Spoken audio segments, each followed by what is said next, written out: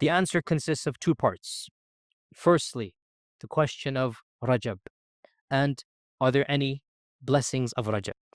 For these types of questions, we should always look to our famous icons of Islam, the people who are universally respected, the giants of our tradition, people like Ibn Hajar, Al-Nawawi, Al-Ghazali, Ibn Taymiyyah, and see if they have what have they said about this issue.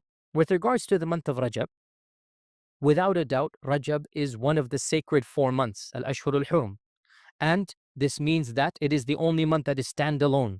The other 3 months are, who knows, the other three, there's 4 months of Hurum months. MashaAllah, yes, go ahead. No, sorry. Nice try. Nice try, and I like your enthusiasm, but you're not. Dhul Hijjah, Dhul Qa'dah, Dhul Hijjah, and Muharram. Dhul Qa'dah, Dhul Hijjah, by the way, everybody should know this. This is a part of our basic Sharia knowledge.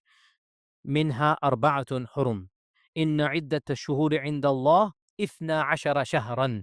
The number of months, this is in the Quran, the number of months that Allah has decreed is 12. في كتاب الله, this is in the book of Allah, meaning in the Lawh al-Mahfuz. The day He created the heavens and the earth, Allah declared there should be 12 months.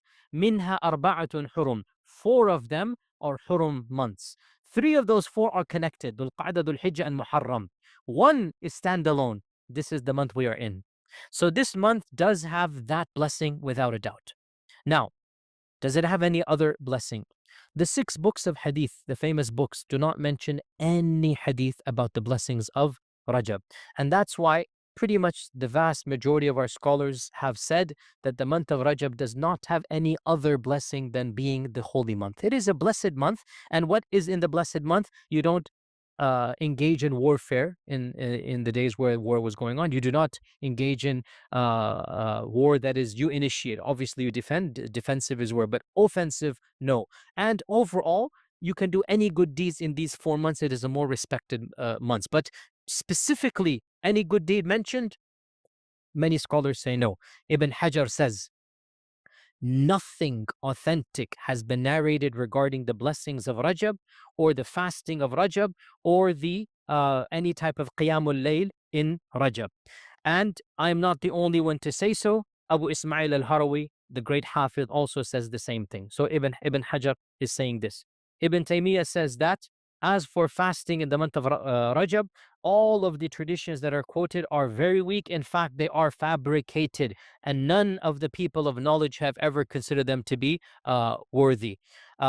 So there are some ahadith, as Ibn Taymiyyah says, all of them are fabricated or very weak. So there are some of them, but generally speaking, our mainstream ulama have considered these to be extremely weak. Of the narrations, I'll mention some of them.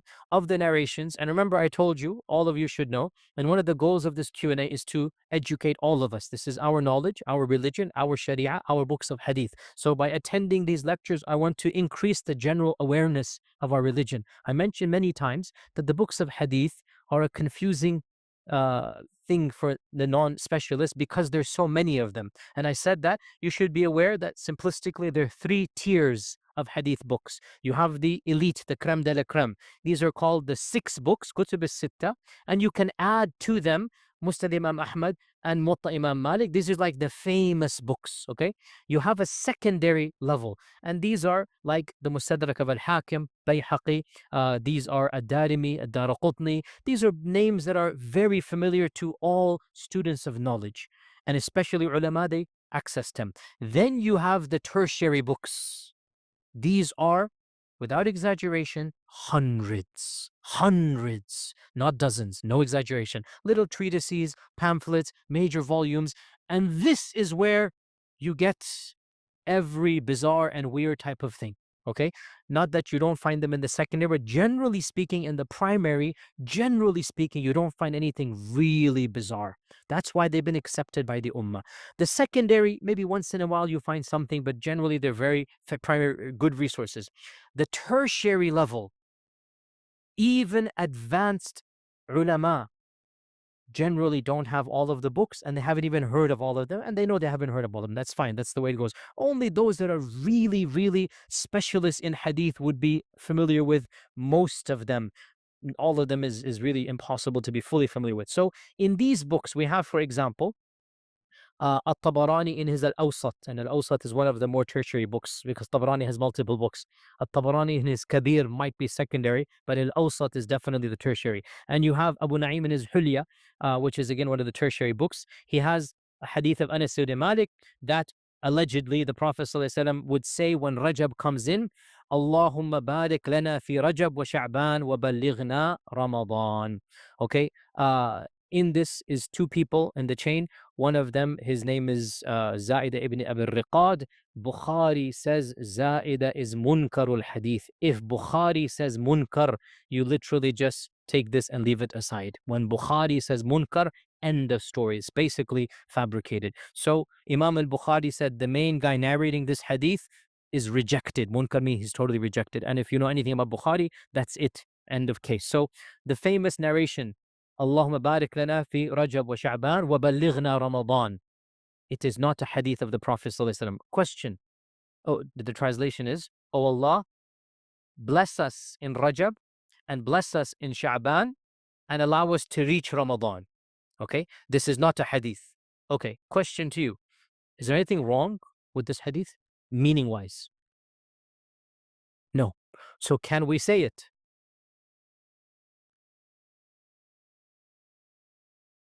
Why can we not say it when there's nothing wrong with the meaning? As long as we don't attribute to the Prophet. It's not a hadith, but the meaning is beautiful. Oh Allah, bless us in Rajab. In the month of Rajab, bless us. Oh Allah, bless us in the month of Sha'ban. Oh Allah, allow us to live to see Ramadan. No problem to say it, but don't consider it to be hadith of the Prophet sallallahu alaihi wasallam. Of them is the hadith of, allegedly, hadith of Ali radiallahu anh, and just listen to the hadith and you know something is wrong. Where he says that the Prophet sallallahu alaihi wasallam said, the month of Rajab is a magnificent month in the eyes of Allah subhanahu wa ta'ala. Whoever fasts one day of the month of Rajab, Allah will write for him the fast of 1,000 years. MashaAllah, tabarakallah. And whoever fasts 7 days, the doors of Jahannam are permanently shut for him. And whoever fasts 15 days, all of his lifetime of evil shall be converted to good deeds. And an angel will cry out from the heavens, Allah has forgiven you, so it doesn't matter what you do. Now, you don't even need to be a scholar of hadith to say something is wrong with this hadith. Okay, now where is it narrated? It is in a book that I guarantee you even the majority of ulama have never, seen or heard of. It's one of the very obscure books, Ibn Shaheen in his Fada'il. Ibn Shaheen is a person, he died 385 Hijran. Ad-Daraqutni says of him that he was a good man, but he made too many mistakes. He's not a person that we can rely on. I mean, he was a worshipper of Allah, but his memory was out there. Cannot rely. So these types of books, you find these bizarre ahadith about fasting Rajab. And of course, of the things that is done in Rajab, culturally speaking, is on the first Thursday night or Friday, you have a special salah that is done in many cultures. Okay, special salah. And some people call it salat al-raghaib, others call it, what is it called? What is it called? Can somebody tell me in Pakistan what is it called? There's a term for it, I forgot. But you pray like extra, and there's a special procedure, and you read this, and you read 1,000 times that, and there's an elaborate mechanism that is done. And An-Nawawi says this salah is a reprehensible bid'ah. In fact, he says bid'atun qabihatun munkaratun ashaddu inkar. It is a reprehensible, weird, disgusting thing, should never be done. Anybody who does it should be warned against, because there's a procedure to pray that is different than our two prayers. It's a weird, you do this, you do that, you recite this, you sit down. And Imam An-Nawawi says there is no basis for this thing. So he says there, and this is the mainstream position, there's nothing special salah in Rajab. How about if somebody wants to pray tahajjud in Rajab? Why should we prevent somebody from praying tahajjud? And again, that's what I'm saying. We talked about this before, that if somebody wants to do a generic good deed and he does it in a time frame that he thinks it's maybe more rewarding, this is where the controversy occurs. Is this bid'ah or not? And we should be lax if somebody wants to pray tahajjud, normal tahajjud. What Imam An-Nawawi said is bid'ah is the bizarre prayer, which is a special technique, and you sit down and you stand up and you do extra ruku' and sujood, like you pervert the prayer. He said this is weird, bid'ah, don't do it. But if somebody wants to pray genuine, legitimate tahajjud, Should we say no? Okay, let him, alhamdulillah. It's better than me and you sleeping at night. At least he's doing some tahajjud. Not every single, so no problem with that. Now, another thing that people have a misconception is that on one particular day, I think it's the 15th or something, they say Isra al Miraj took place, right? That's also the 27th. See, I don't know the bid'ahs that well. I'm sorry. My knowledge of bid'ahs is a little bit tiny, weak. So I have Raghaib, yeah, Laylat al-Raghaib, yeah. So they say that on the 27th of Rajab, Isra al-Miraj took place, and so they have extra deeds that they do over there. But from the books of Sirah, there is absolutely no indication that Isra al-Miraj took place in Rajab. In fact, if anything, Az-Zuhri seems to indicate that it took place in Rabi' al-Awwal. Yeah, and Zuhri is the authority of Sirah, died 127 Hijrah. And if anything, the most authentic thing that we have is that Isra al-Miraj took place in Rabi' al-Awwal. And even if it took place in Rajab, for us to do anything bizarre that is against the Sunnah, I'm not talking about a generic fast or tahajjud. This is anytime we can do. But anything bizarre, we should not be done. So this is the first part, that there doesn't seem to be any special actions that are required to do or any special beliefs of Rajab. But if somebody wants to do any generic good deed of generic sadaqah, of tahajjud, of fasting, they can do it in Rajab and they can do it in any month. We should not we should not cause an issue with that. Now, I also wanted to get to the other issue, and then with that we conclude. Our sister, whatever her name was, I forgot what was the name I said. Sorry, Sadaf. Sister Sadaf says that she's had an argument with, I'm assuming it's a cousin or uncle. It's caused some issues within the family, and I say, you see, this is actually a bigger problem than the question itself. Not knowing how to deal with this issue to the point of it causing, looks like a boycott has happened. They're not talking to one another over an issue of an abstract nature. And this is something that we need to learn to overcome. Suppose your cousin follows another strand of Islam, another interpretation. See, I am mainstream Sunni. I've said this from the beginning. And I'm quoting people like Ibn Taymiyyah, Nawawi, Al-Ghazali, Ibn Hajar. These are our icons. We look up to them. But let's also recognize that there are other versions of Islam that they practice. I might not agree with it, but you cannot deny that they are there, can you?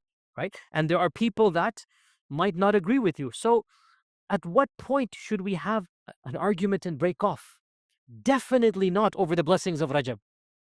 Definitely not. If somebody wants to fast extra of Rajab, or even they want to do this bizarre prayer that An-Nawawi said is a bid'ah. Okay. An-Nawawi is saying it's a bid'ah, which means other people are doing it in his time frame. I disagree with those other people. I agree with Imam An-Nawawi. But what do we do when your cousin looks up to the other group?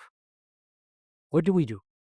Do we boycott our blood and relatives? Do we have animosity with other Muslims? Before we get to that level, before you look at the differences, first look at what you have in common, then get to the differences. Do you worship the same God?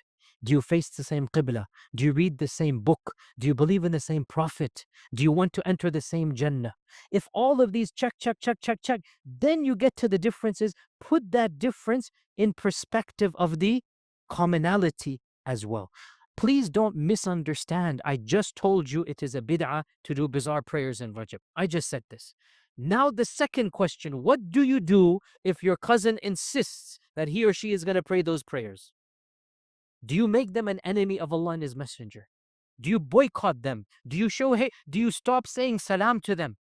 Once you can have a nice, gentle discussion. You can say, look, I'm not a scholar. I've asked the ulama and they quoted me Ibn Hajar, they quoted me An-Nawawi. I just quoted you. These great ulama, not a single authentic hadith, but they will say, I don't know any of these names. And I'm not trying to be controversial, but they will quote Ahmad Raza Khan, say, that's our sheikh.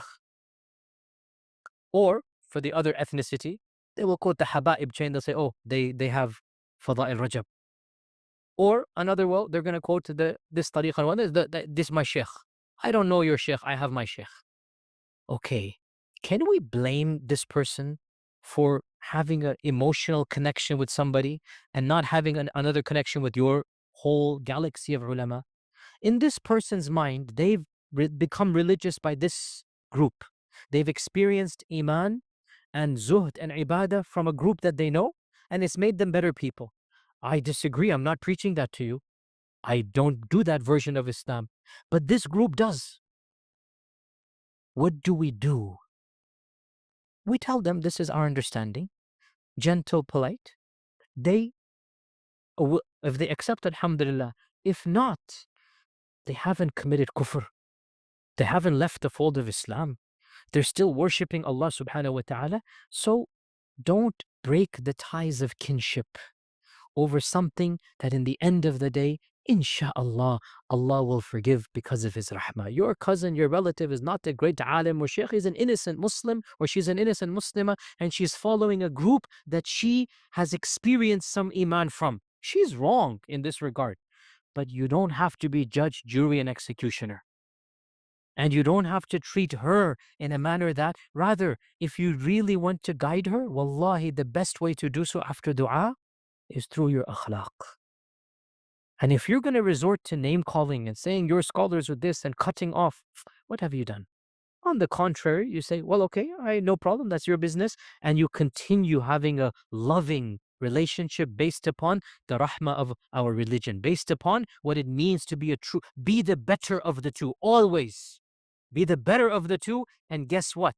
And wallahi, I've discovered this in my own life all the time. That's why I don't respond to my critics that much, because in the long run, I always find intelligence and rahmah wins people of intelligence and rahmah over. And the only people that are left are people of no intelligence or no rahmah, one of the two, or no sincerity. Otherwise, my own 25 plus years, and I've had critics of every stripe and variety, keep on doing the right thing for the right reasons with compassion.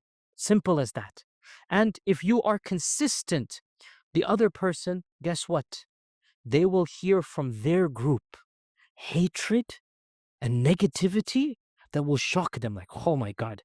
They're going to call the other group kafir and dal and mudil and sellout and what else? All the names you've memorized. So he's going to do all of that, inshallah. He's my to-go person. I kid with him, by the way. I kid with him. But where was I?